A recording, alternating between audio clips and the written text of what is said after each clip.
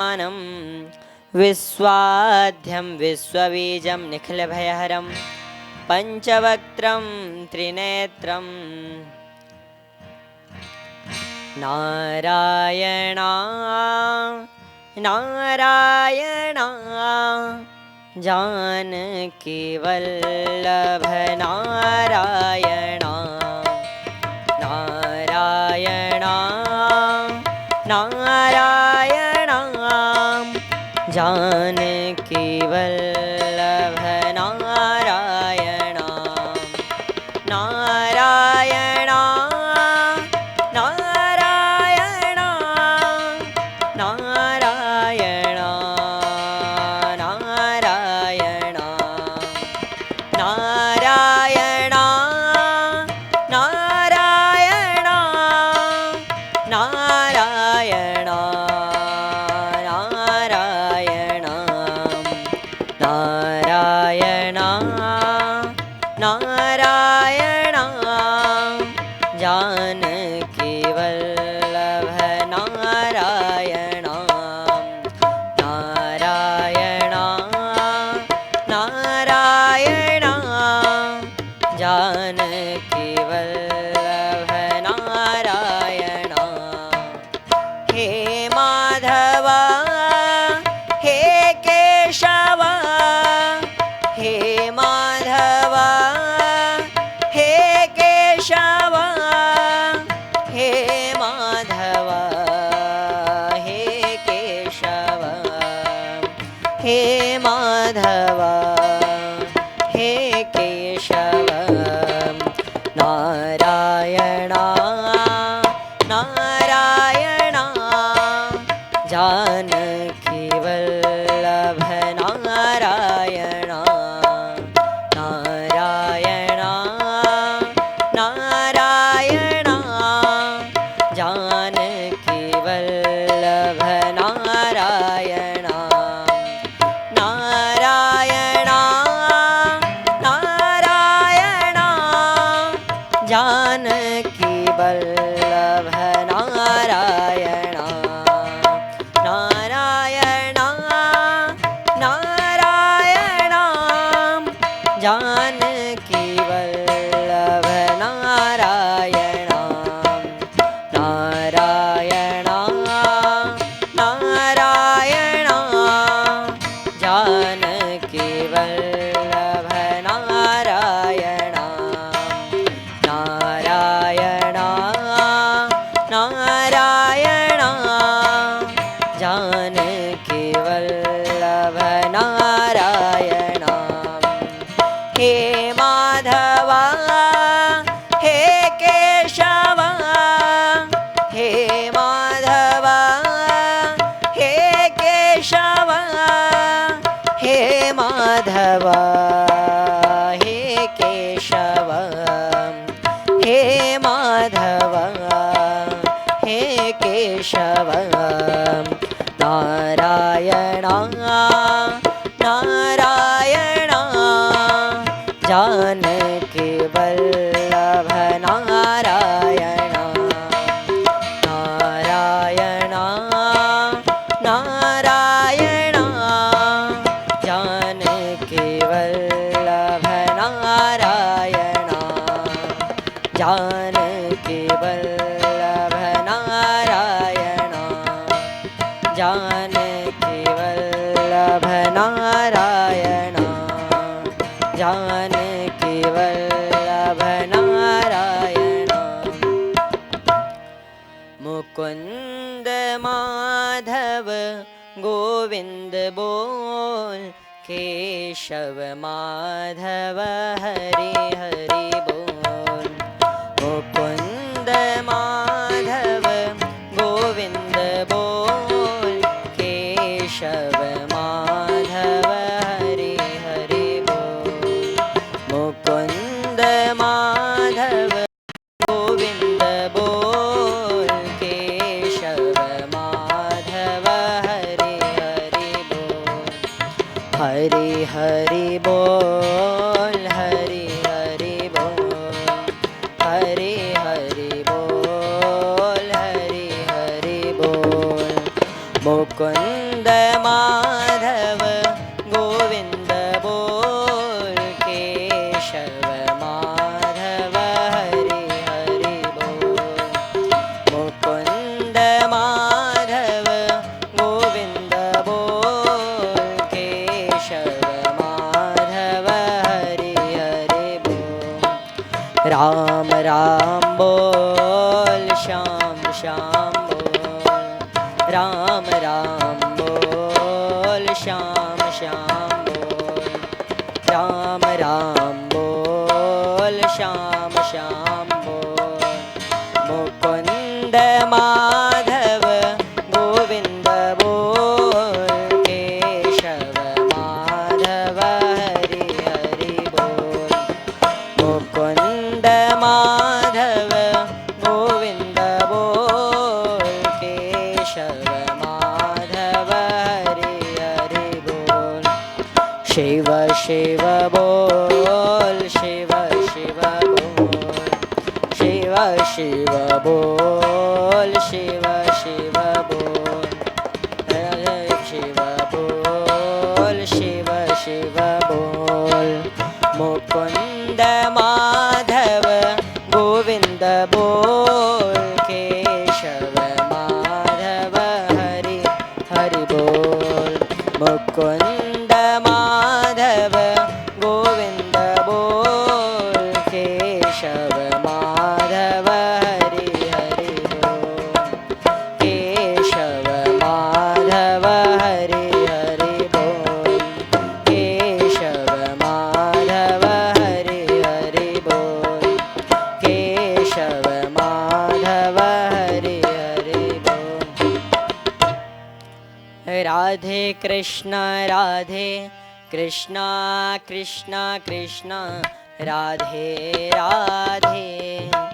राधे श्याम श्यामा श्याम श्यामा, राधे राधे।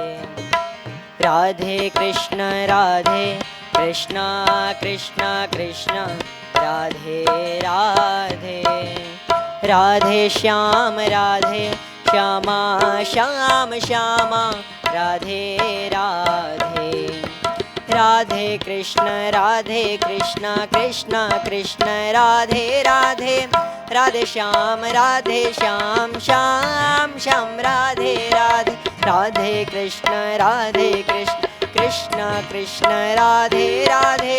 राधे श्याम श्याम श्याम, राधे राधे। कृष्ण ओ राधे कृष्ण, ओ कृष्ण कृष्ण, ओ राधे राधे। राधे राधे श्यामा, ओ राधे श्यामा, ओ श्यामा श्यामा, राधे राधे।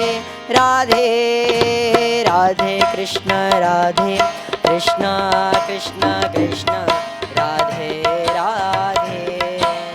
राधे श्याम श्यामा श्याम श्यामा, राधे राधे।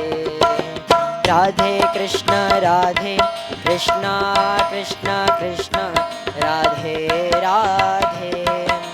राधे श्याम श्यामा श्याम श्यामा, राधे राधे। राधे कृष्ण कृष्ण कृष्ण, राधे राधे।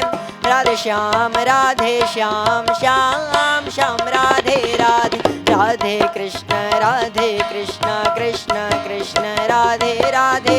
राधे श्याम श्याम श्याम, राधे राधे। कृष्ण ओ राधे कृष्ण, ओ कृष्ण कृष्ण, ओ राधे राधे। राधे राधे श्यामा, राधे श्यामा श्यामा श्यामा, राधे राधे। राधे राधे कृष्ण कृष्ण कृष्ण, राधे राधे। राधे श्याम श्यामा श्याम श्यामा, राधे राधे। राधे कृष्ण कृष्ण कृष्ण, राधे राधे। राधे श्याम श्यामा श्यामा राधे राधे राधे कृष्ण कृष्ण कृष्ण राधे राधे राधे श्याम श्याम श्याम राधे राधे राधे कृष्ण कृष्ण कृष्ण राधे राधे राधे श्याम श्याम श्याम राधे राधे कृष्ण कृष्ण कृष्ण राधे राधे राधे राधे श्यामा श्यामा श्यामा राधे राधे राधे राधे कृष्ण कृष्ण कृष्ण राधे राधे राधे श्याम श्यामा श्यामा राधे राधे राधे कृष्ण कृष्ण कृष्ण राधे राधे राधे श्याम श्यामा श्यामा राधे राधे राधे कृष्ण कृष्ण कृष्ण राधे राधे राधे श्याम श्यामा श्यामा राधे कृष्ण कृष्ण कृष्ण राधे राधे राधे श्याम श्याम राधे राधे राधे कृष्ण कृष्ण कृष्ण राधे राधे राधे श्याम श्याम राधे राधे कृष्ण कृष्ण कृष्ण राधे राधे राधे राधे श्यामा श्यामा श्यामा राधे राधे राधे राधे कृष्ण कृष्ण कृष्ण राधे राधे राधे श्यामा श्यामा राधे राधे राधे कृष्ण कृष्ण कृष्ण राधे राधे राधे श्यामा श्यामा राधे राधे राधे कृष्ण कृष्ण राधे राधे राधे श्याम श्याम राधे राधे राधे कृष्ण कृष्ण राधे राधे राधे श्याम श्याम राधे राधे कृष्ण कृष्ण कृष्ण राधे राधे राधे राधे श्यामा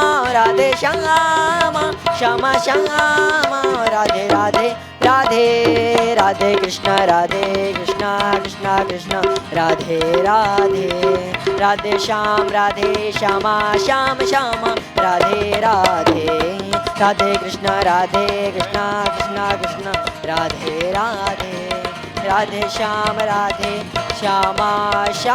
श्यामा राधे राधे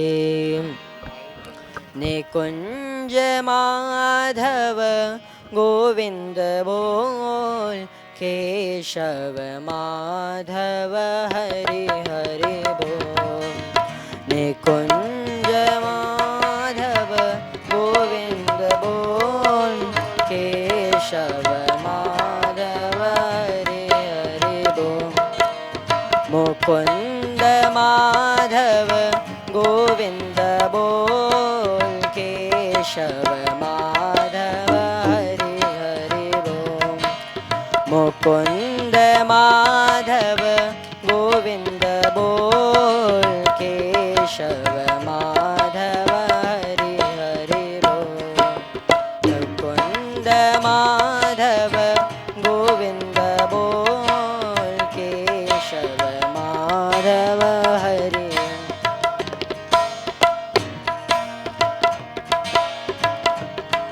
निकुंज में विराजे घनश्याम राधे राधे निकुंज में विराजे घनश्याम राधे राधे निकुंज में विराजे घनश्याम राधे राधे श्याम राधे राधे घनश्याम राधे राधे श्याम राधे राधे घनश्याम राधे राधे निकुंज में विराजे घनश्याम राधे राधे निकुंज में विराजे घनश्याम राधे राधे निकुंज में विराजे घनश्याम राधे राधे श्याम राधे राधे घनश्याम राधे राधे श्याम राधे राधे घनश्याम राधे राधे निकुंज में विराजे घनश्याम राधे राधे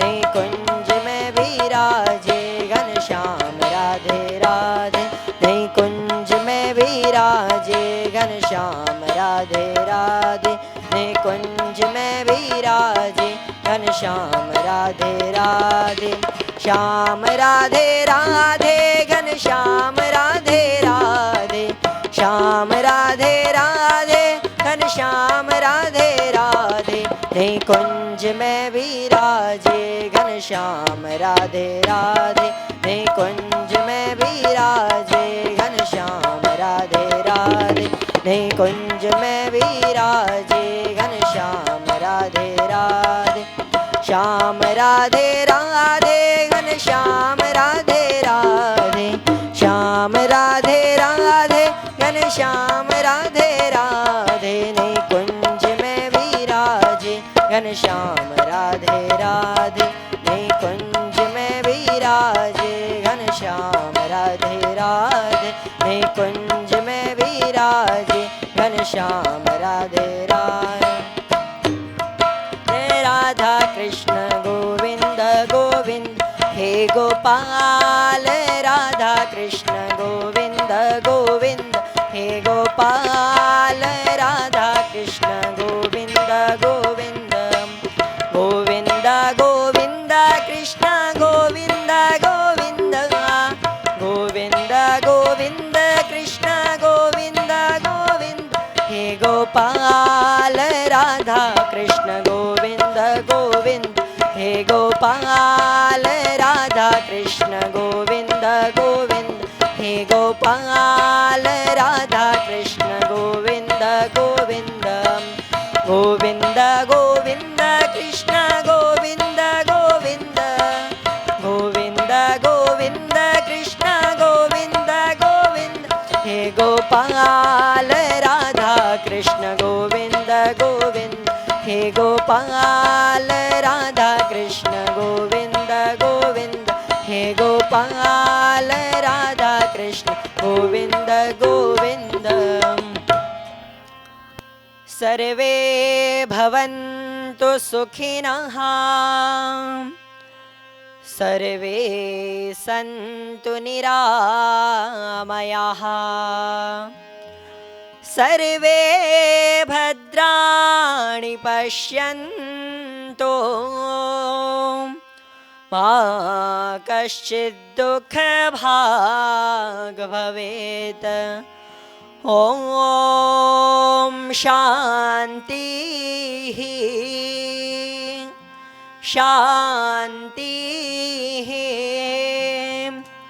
शान्तिः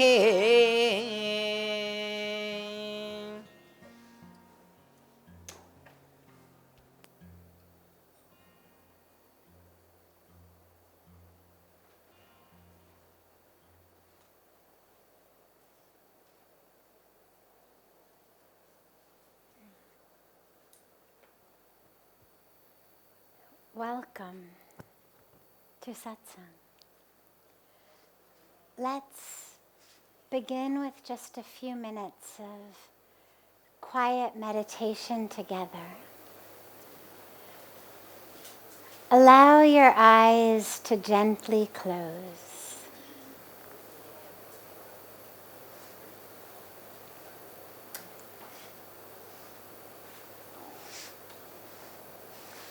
And allow the awareness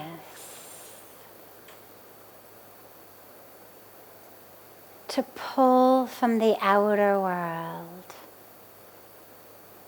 to the inner world.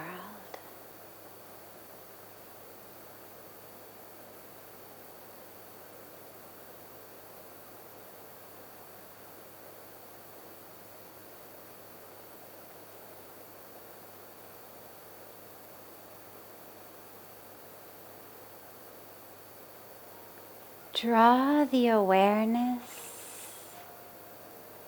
to your breath.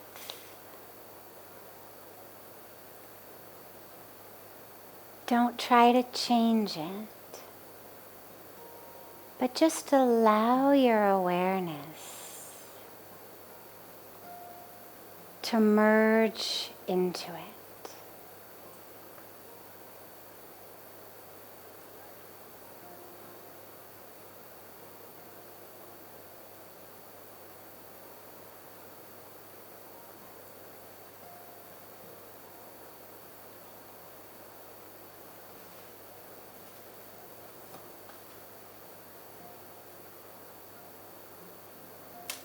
Draw all the senses.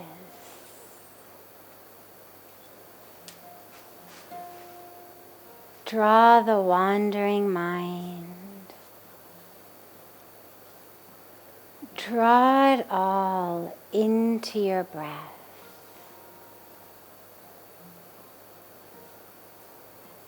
And allow yourself to arrive fully into this moment.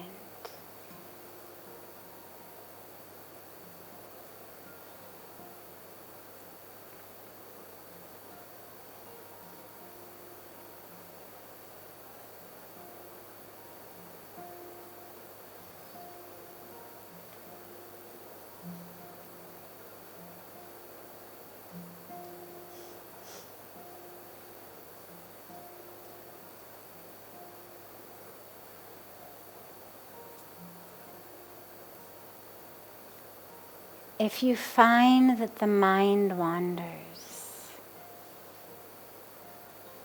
you can add a simple mantra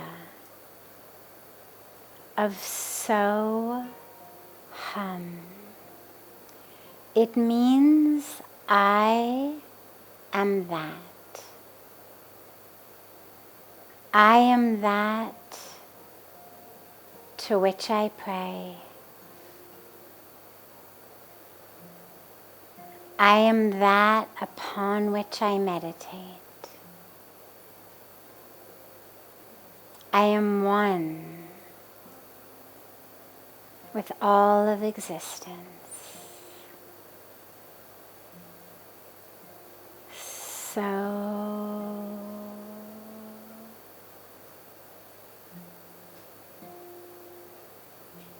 hum.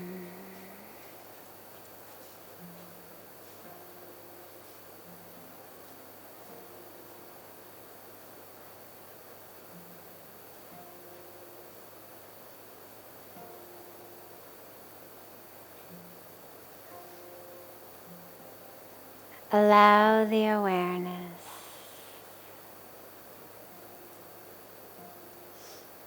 to be merged fully into the breath as it flows in and it flows out. Can you bring full consciousness to every moment, every undulating wave of the breath?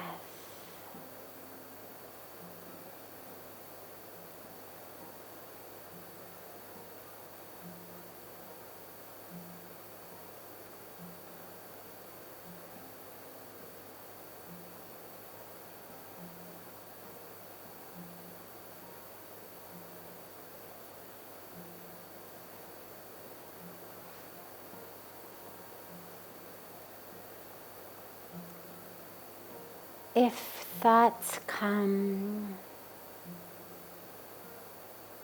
or sounds come, or sensations come, don't allow yourself to be distracted by them, but just draw the awareness back to the breath.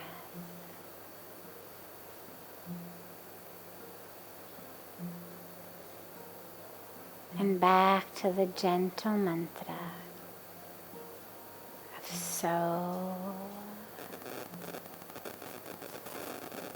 hum.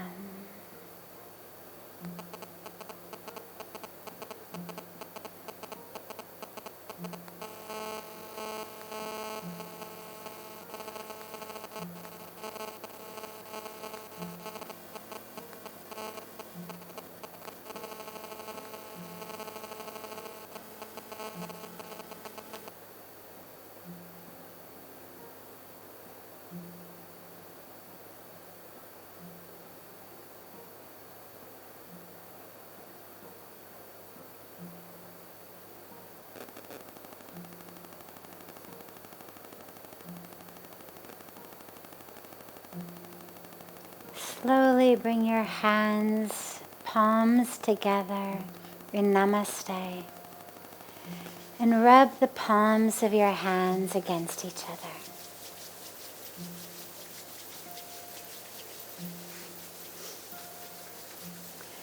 Press your palms into your closed eyes.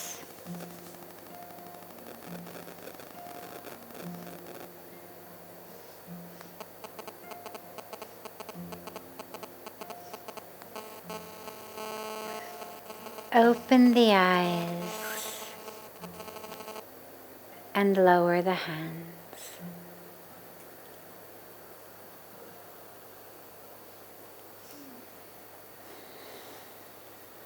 Welcome to Satsang, everyone. We'll begin as always with a question that's come in advance, and then I'm happy to open it up to any questions that anyone here may have.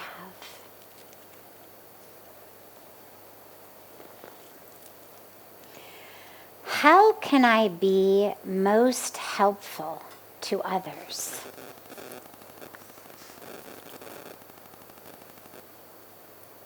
It's so beautiful in here. Sometimes the questions are so esoteric and so philosophically specific about some aspect of a scripture or some aspect of consciousness. And I actually always love it when they're so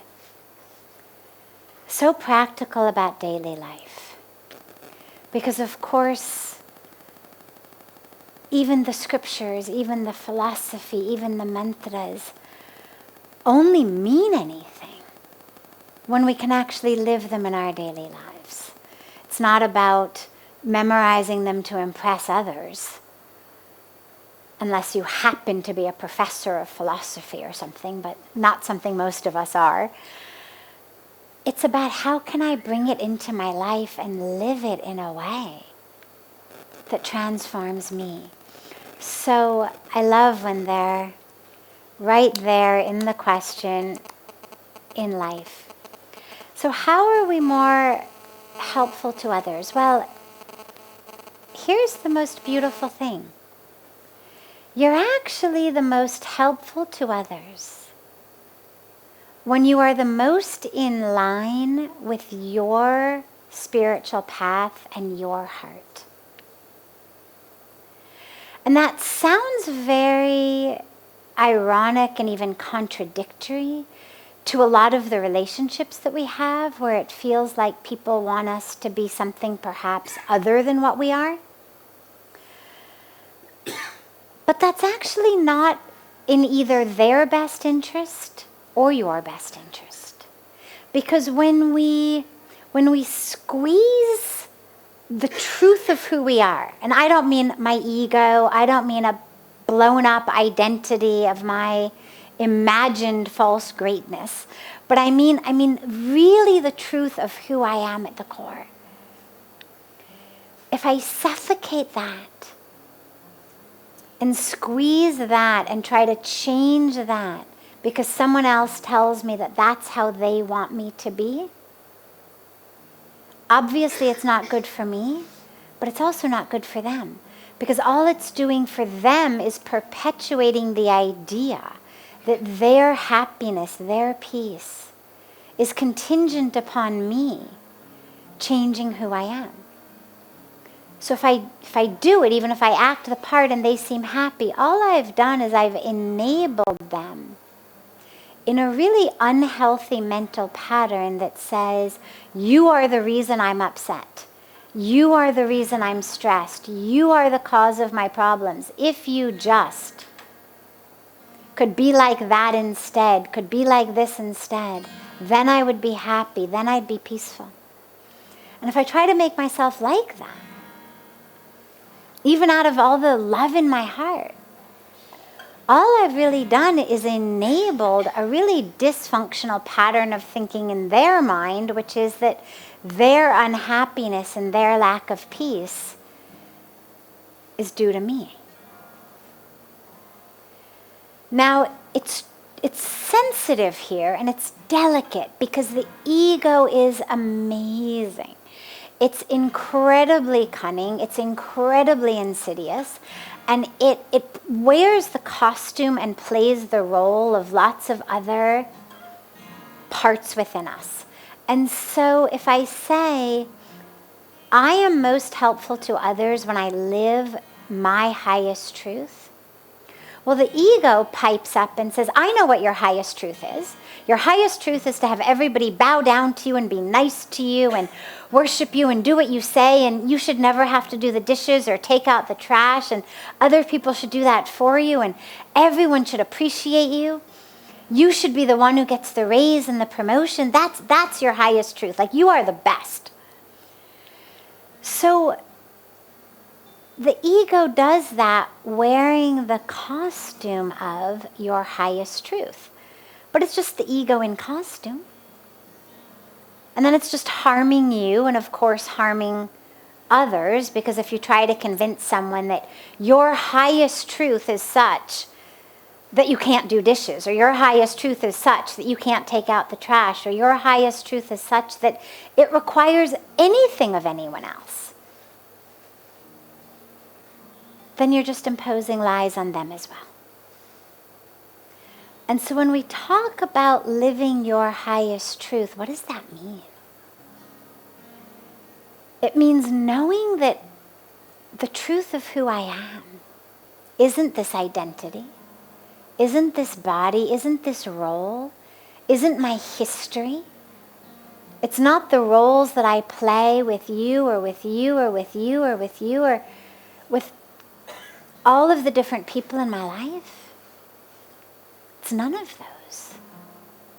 It's not any of the things that have happened to me. It's not any of the things I've achieved or earned. No title I've ever been given. Who I am is consciousness. Who I am is divinity. Who I am is love, is truth, is soul. And these are all just different words for the same thing.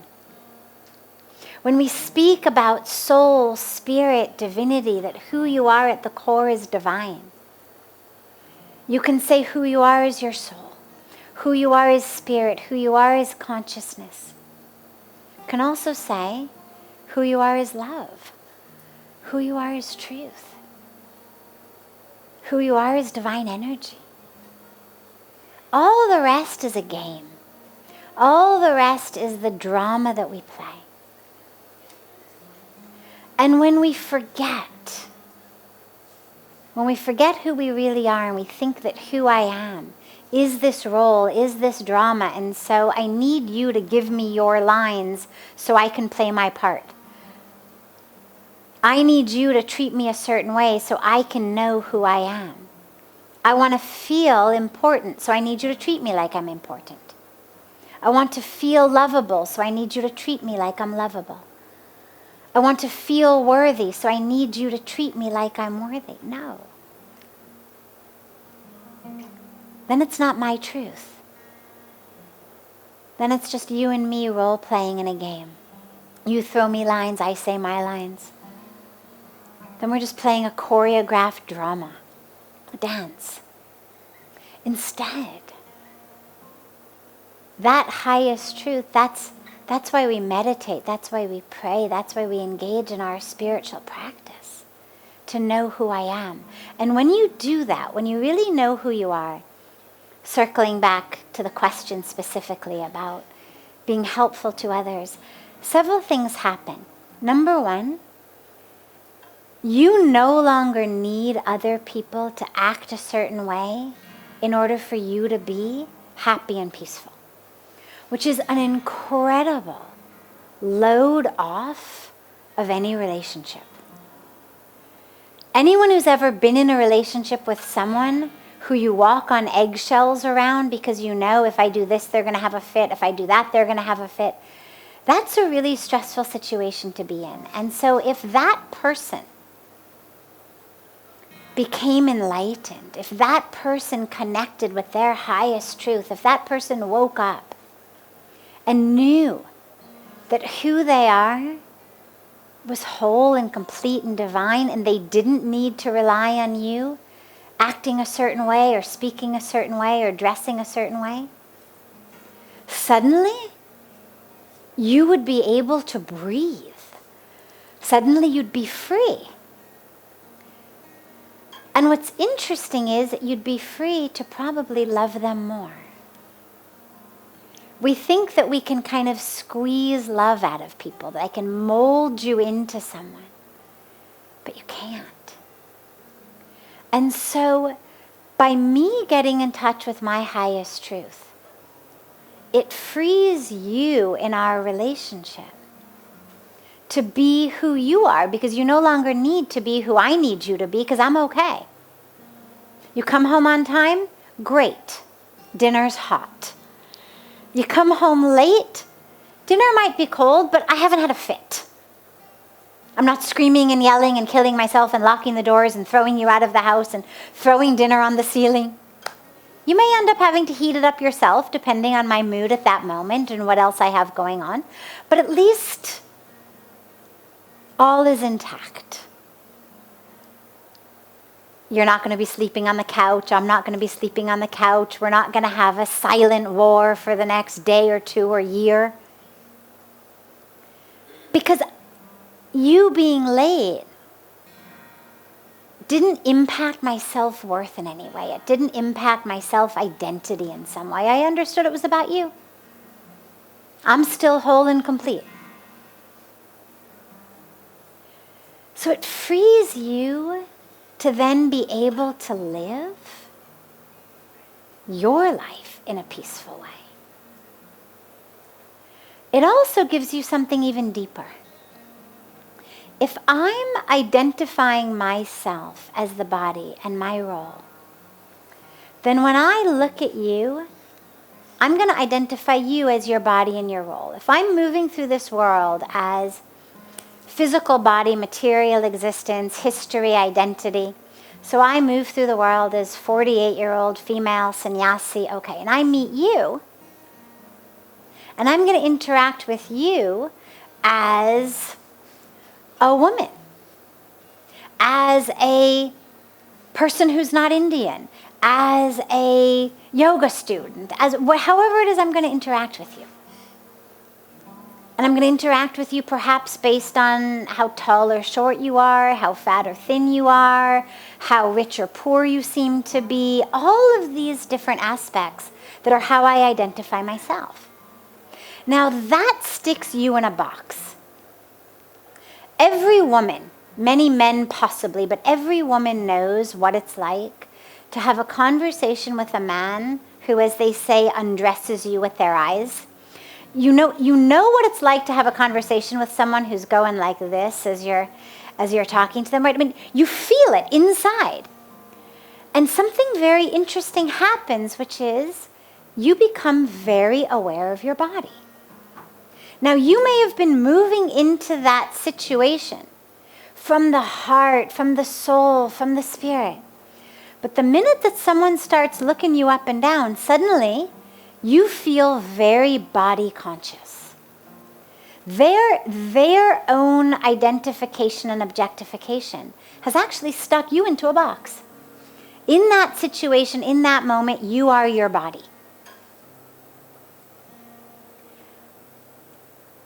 But if you have an interaction with someone who's coming into this from heart, from soul, not from body, from the identity of divinity, well then when I meet you, I'm going to see you from a place of soul. I'm not coming at this as a 48-year-old female sannyasi. I'm coming at this as soul, as love, as spirit, as consciousness. And so when I meet you, I'm going to meet you like that. And what that does is an incredible gift for people, because you create a container, a space into which people who may not have ever had the opportunity to meet someone on a level of soul, consciousness, spirit, heart, are able, if they want, can't force anyone into it, but if they want, if they have that open-hearted courage They can step into that moment and meet you from a place of soul. And that's about the kindest thing you can do for another person that I can think of. Because pretty much most of our other needs we can get met. You're hungry and the loved one at home didn't cook for you. Okay, well, there's lots of restaurants. There's ordering pizza in most parts of the world. There's all kinds of different apps and companies that'll deliver to you whatever food you want to eat. Okay, not as nice as the loved one cooking for you, but you're going to survive. You're going to get food in your stomach. Most of what we need, we actually can figure out how to make happen ourselves. But to have an interaction with someone, of being able to connect heart to heart, soul to soul, where you're not wrapped up in your body conscience, where you're not wrapped up in your story, your history, because the person's not coming into it with their history. So you're not meeting two actors on a stage in their costumes needing each other to give the lines. You're meeting as two souls. Never born, never died, nowhere to go, nothing to do. No lines to say, no dance to do. And it's an incredible gift to give someone, and it's an incredible gift to be given. So allow yourself to wake up. Allow yourself to really fully embrace the truth of who you are. Don't try to shove it down people's throats. A lot of times that happens when we start on a spiritual path, as we get this kind of spiritual arrogance. It's the ex-smoker syndrome. You know, those who used to smoke but have quit are the worst to other people who are still smoking. Much worse usually than people who have never smoked, because they've quit, they've done it, they've seen that it's possible. And so there's sort of this sense of, I'm higher, you're lower, because I've done it, you haven't. And in a really tragically ironic way, we tend to get some of that spiritually. As we start to experience and evolve, we get this, I'm humbler than you are feeling. I'm the humblest person in the room. Without having the ability to realize how ridiculous that concept is. So as you have that experience, don't try to shove it down people's throats. Don't try to make them see it or make them understand it, but just live it. And as you live your freedom, you're going to energetically help other people live their freedom. We're going to stop enabling other people's illnesses and other people's ignorances, and start living the truth, creating an energetic field of truth that invites others, doesn't force others, but invites others to enter it and to vibrate accordingly.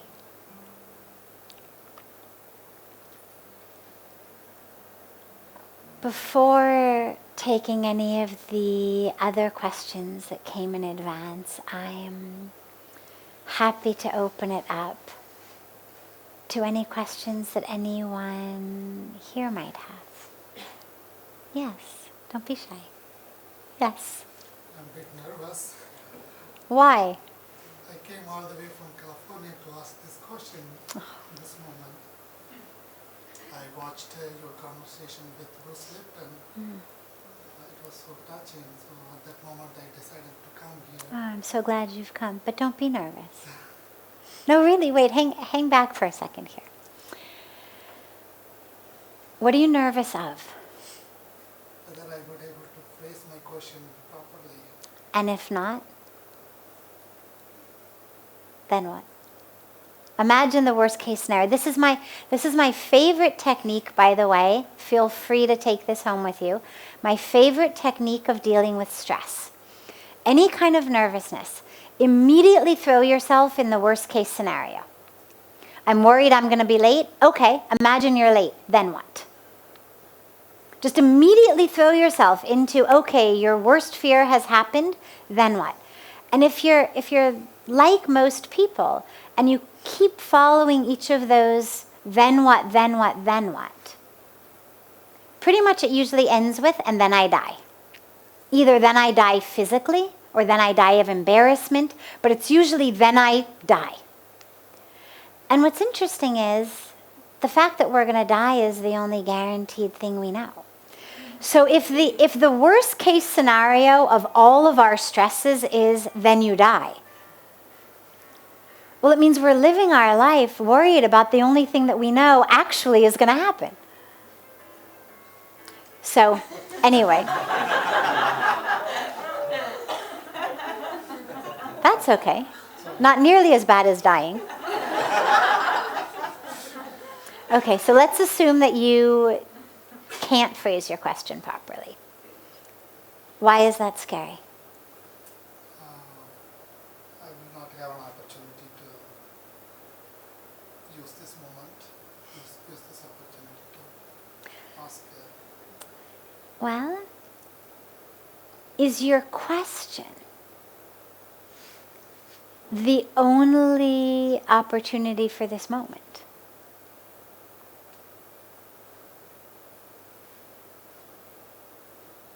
Is it?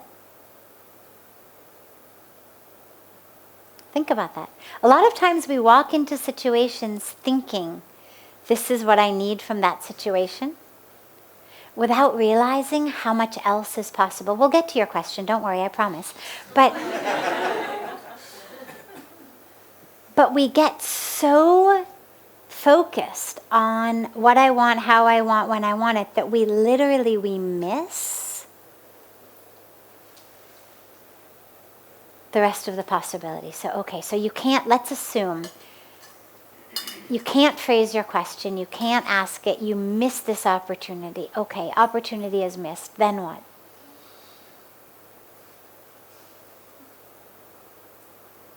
Then what? I'll go home with a feeling of regret. Aha, okay.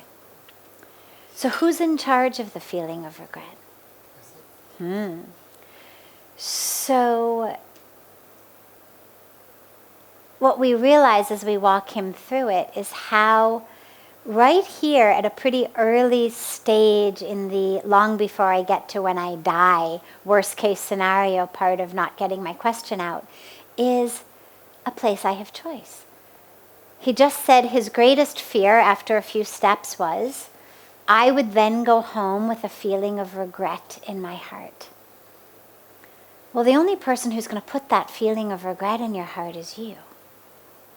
And it's really important to realize how along the way we are in control. So you've brought this question in from California.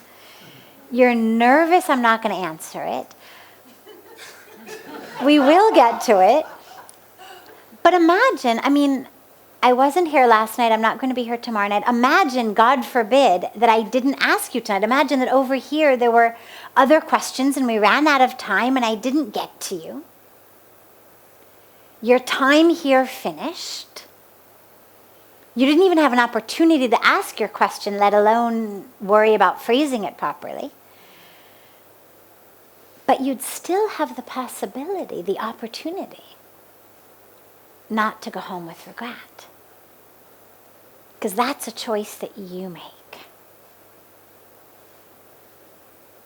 And that's an important thing to realize. Whenever you're afraid or stressed or worried, ask yourself, what is it here that I have control over?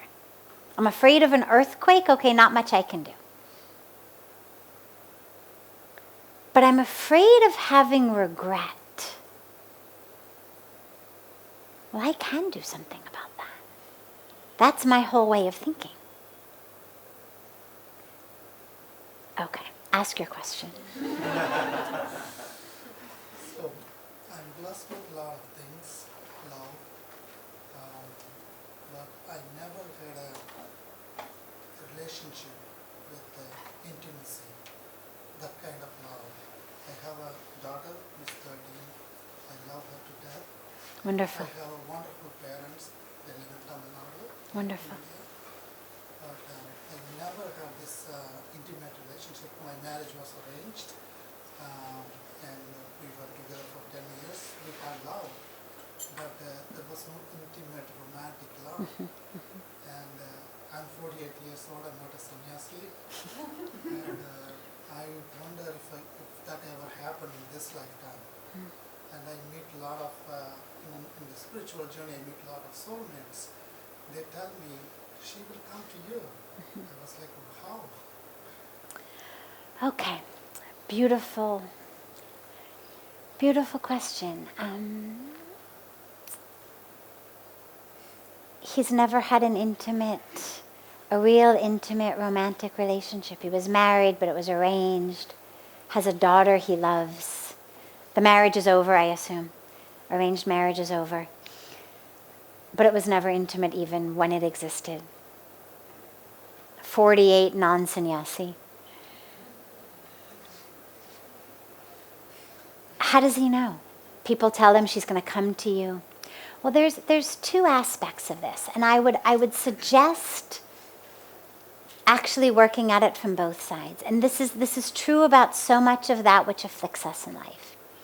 Aspect number one is on the true nature of who I am level, the soul, spirit, consciousness level, is the awareness that you don't need another human being in order to feel love. You don't need another human being in order to feel intimacy.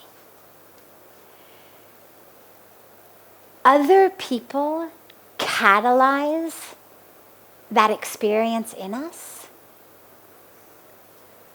but we don't actually need another person for it. This is where we have traditions in all the religions of saints and sages and mystics and people who were the most blissful, oozing love, oozing joy, oozing ecstasy. People who not only were celibate and not married, but didn't even have, a really good friend circle that I can hang out with and lots of people I really like, who basically lived their lives alone, meditating in caves or wandering in the jungles. Love exists within you. Most of us are used to having someone else turn it on, and so we feel, oh, I love you. But here's my favorite way to think about this. Those air conditioners give us cold air, okay? So the people sitting over there on the couch get the most cold air because they're the closest. I, sitting over here at the far end of the room, get the least amount of cold air. If I walk out the door and go around the wall, you don't get any cold air because the cold air exists in that machine. But when you love someone, let's just take your daughter for now, who you love dearly. Where is she right now? California. Okay, other end of the world. Do you love her? Can you feel it? So is the love in her or in you? Good. Okay. If the love were in her, then like the air conditioner, the farther away you got, the less love you'd feel. Put that air conditioner 10,000 miles away, you're not going to get any cold air. But our loved one can be as far away as they may be. They may have even passed away. But we still love them. We still have access to that love. As they grow, as their bodies change, as they're thousands of miles away, as they take a whole new form from death to rebirth, that love is within us. And so it's important to realize that you don't actually need another human being. You don't need romance to feel love. We've been a little bit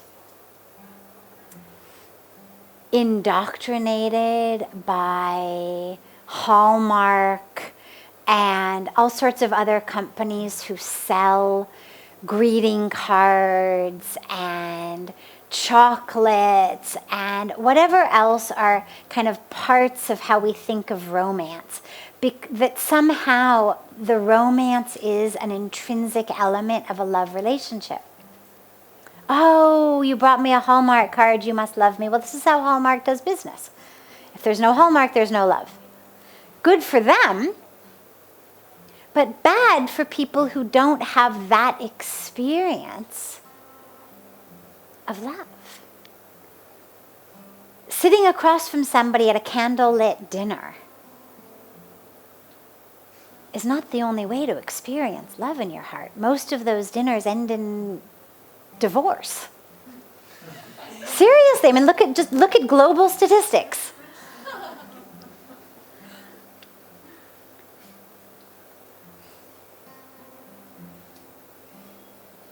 Find that love in you. That love that exists in you. Turn that on. You love your daughter. Can you experience the fullness of divine love, love for God? Because ultimately the point of love is to love God. That's why being in love feels so good. The words that we use to describe love, think about it. We talk about melting and merging and oceans and volcanoes. I mean, nobody talks about contracting in love. We talk about expanding in love. Because the experience of who I am expands. I no longer feel like I end here, right? We're together. Now there's we. Now it's bigger than me, it's we. And in that experience of expansion, I'm closer to the truth of who I am, which is expansiveness. But you don't need a physical body next to you to feel expansive. That's a medium to experience a greater sense of expansion. The greater sense of expansion is the truth of who you are.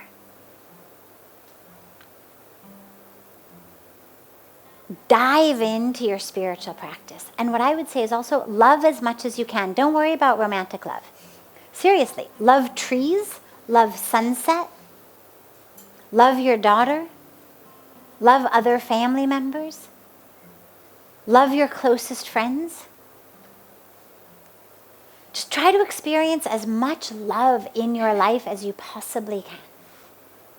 And I wouldn't say she's going to come to you. I don't know. I mean, if you were told that by a really good psychic clairvoyant, I'd say, all right, maybe it's true. But as a general policy, and this is now moving into the practical side. So we have the highest truth, deepest side. And then we have the, okay, here I am in this physical body incarnation piece. Okay. Well, for that side, I'd say don't expect her to come to you. When you become love, you attract love. It may not be romantic love. At the end of the day, what you attract may simply be an experience of the trees loving you back, an experience of the sunset in the ocean loving you back, an experience of all your friends loving you back. And ultimately, hopefully, because that's the point, an experience of loving God and God loving you. When we love anyone or anything, when we really love them, what we're loving is God. Because we're loving soul, we're loving spirit, we're loving essence. If we're loving just form, it's lust. So if we're really loving, we're loving God. So look for all the opportunities to love God. And who knows, one of them may turn out to be a woman or a man with whom you find an intimate romantic relationship. And it may not. Some of my most beautiful moments of love have been with trees. I wouldn't trade them for anything in the whole world. Really. So don't limit your vision of love to that it has to be a romantic partner. Expand that vision. And then if you find her, she finds you, he finds you, you find him, whatever it may be, great. If not, also great. Because you're not missing love in your life. Yeah.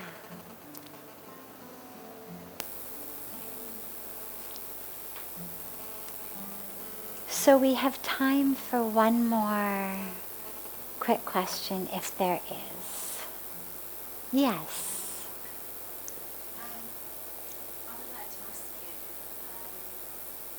what in your opinion is the most important message that is given within the Bhagavad-Gita? Oh. The most important message given in the Bhagavad-Gita. There are so many. Wow.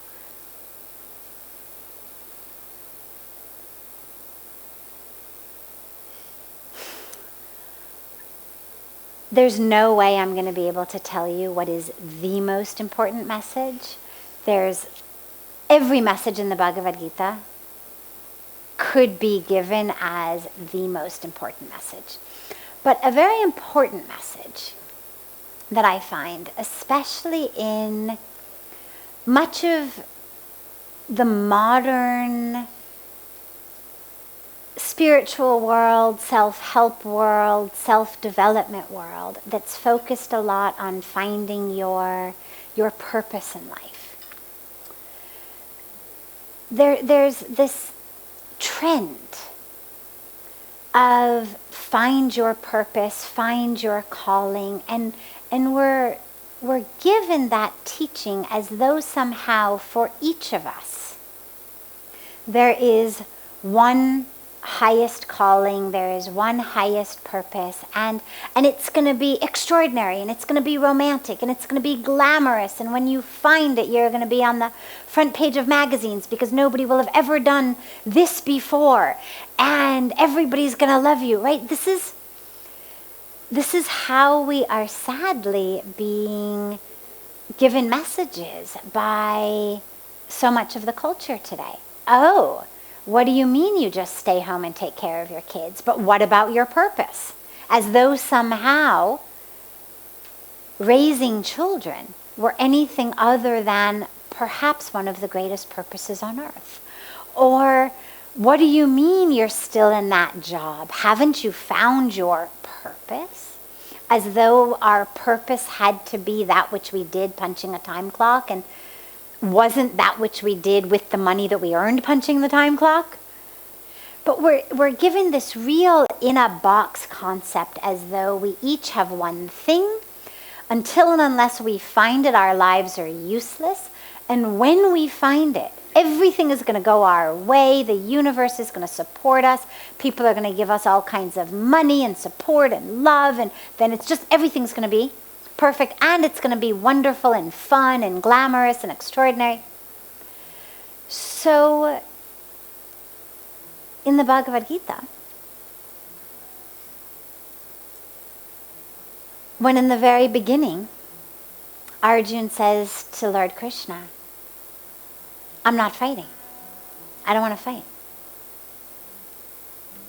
This is my family. He says, forget it. It's not worth it. Forget the land, let them keep it. Who cares? I'll go off and meditate. I don't want to fight this battle. And Lord Krishna basically says, not so fast. That's That's not your duty in this moment. That's not your dharma in this moment. Your dharma is to fight this war. It's not going to be fun.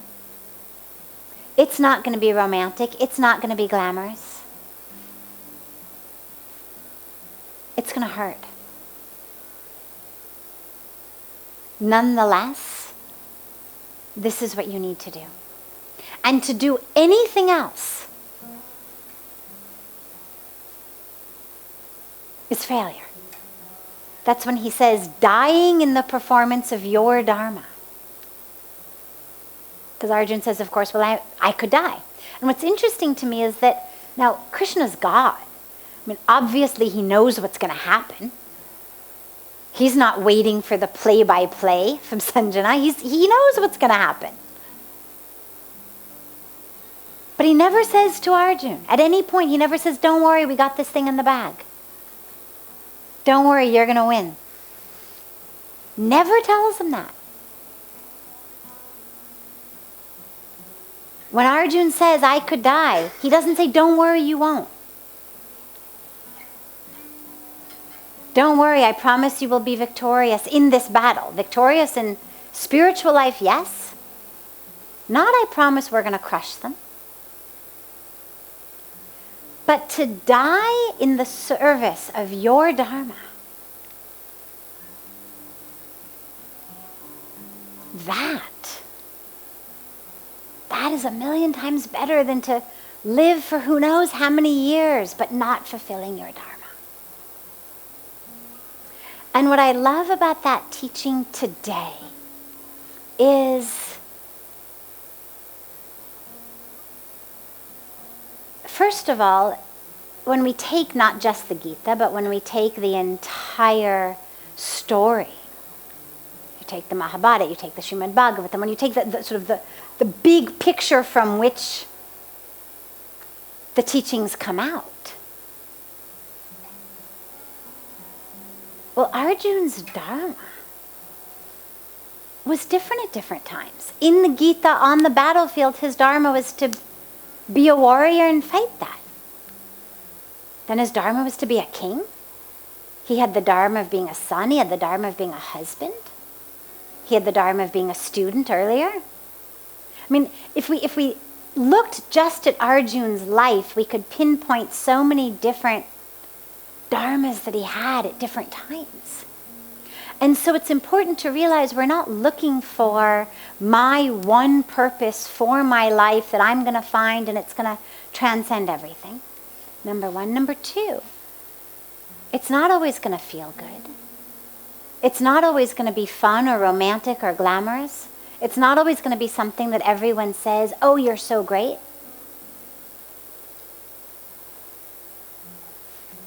Duryodhana's army certainly did not come to Arjuna and say, oh, wow, we're so impressed that you're fulfilling your dharma. That's so great. You're so great. There are going to be people against you. But you do it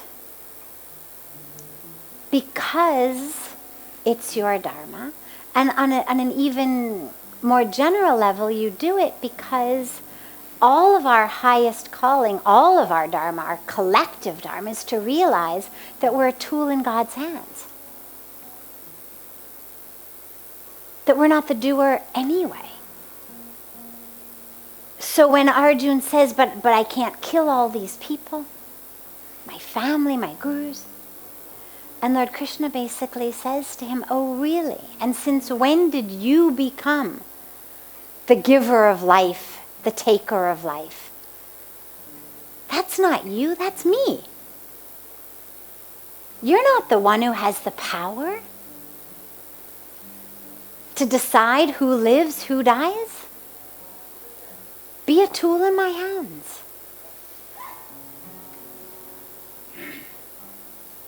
Chant my name, remember me, and fight the war.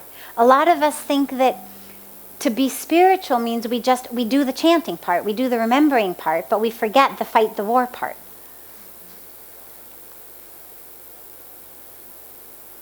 chant my name, remember me, and fight the war. Do your duty. Be the tool in my hands. And no, I don't promise it's all going to work out well. No, I don't promise your loved ones won't die. No, I don't promise you're going to feel really good about it all the time. But I do promise that that is what you're here on earth to do.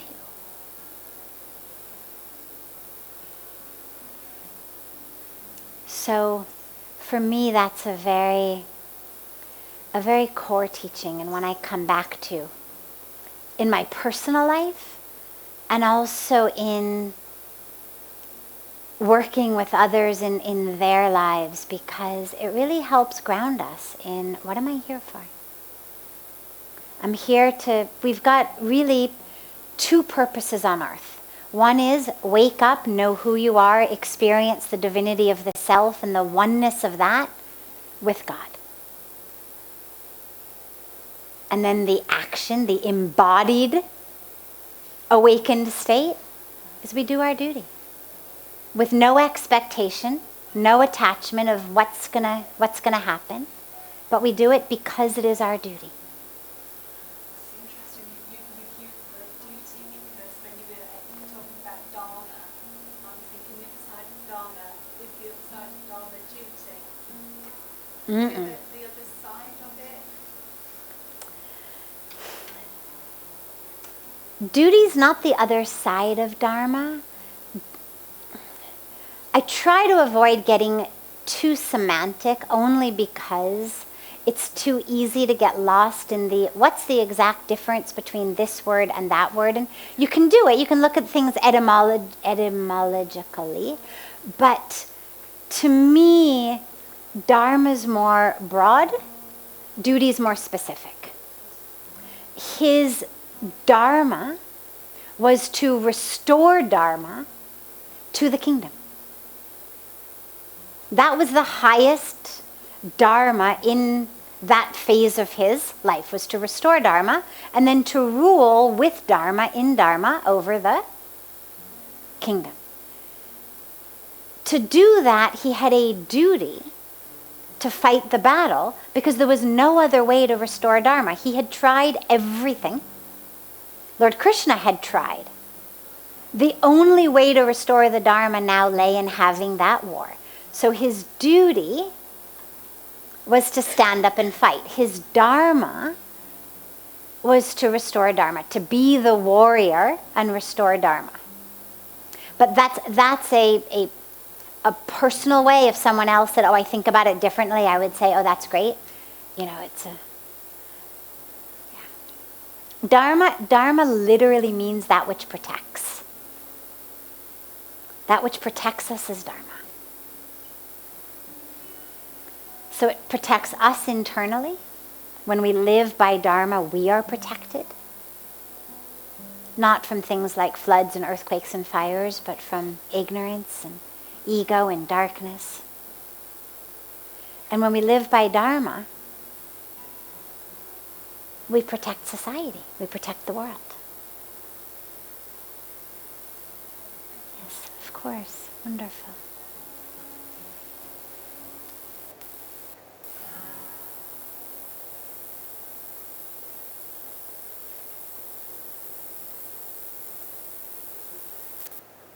We will not be having satsang tomorrow, but we will have satsang back day after tomorrow. So today is Tuesday, right? Tuesday, thanks. Wednesday there is no satsang. There will be satsang again on Thursday and Friday. And then I'm off to Europe for a few days. So no satsang tomorrow, but then I'll see you all, or most of you hopefully, on Thursday and Friday. That's 12th and 13th.